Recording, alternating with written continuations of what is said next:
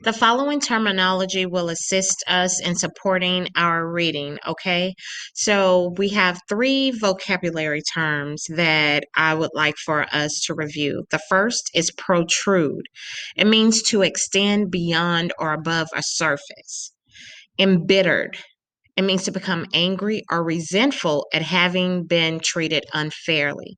So if someone treats you unfairly, then that means that, oh, Miss Brown has become embittered. Okay, that's an example.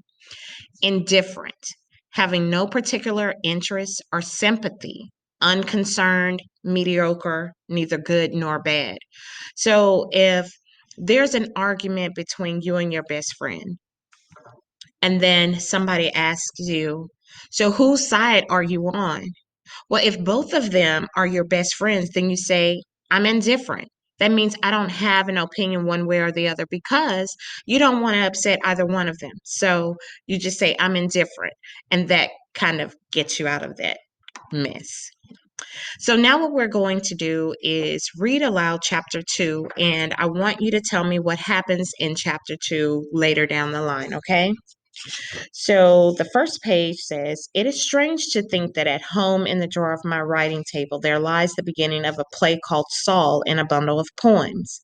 Many an evening I have worked over them. We all did something of the kind, but that has become so unreal to me, I cannot comprehend it anymore. Our early life is cut off from the moment we came here, and that without our lifting a hand. We often try to look back on it and to find an explanation, but never quite succeed.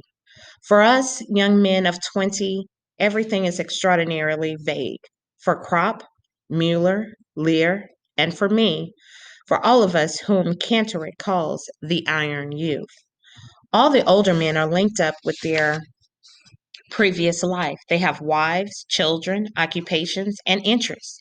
They have a background which is so strong that the war cannot obliterate it. We young men of 20, however, have only our parents and some perhaps a girl. That is not much.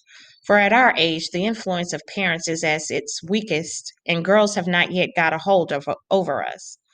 Besides this, there was little else some enthusiasm, a few hobbies, and our school. Beyond this, our life did not extend, and of this nothing remains.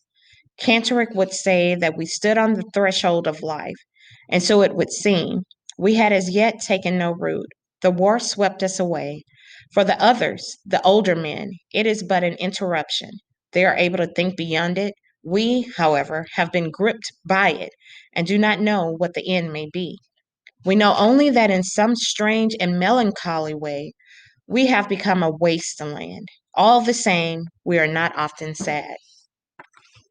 So I'm going to stop there and I am going to trust that you're going to continue reading from the end of page 20 onto, I believe, the end. It's going to be page 33.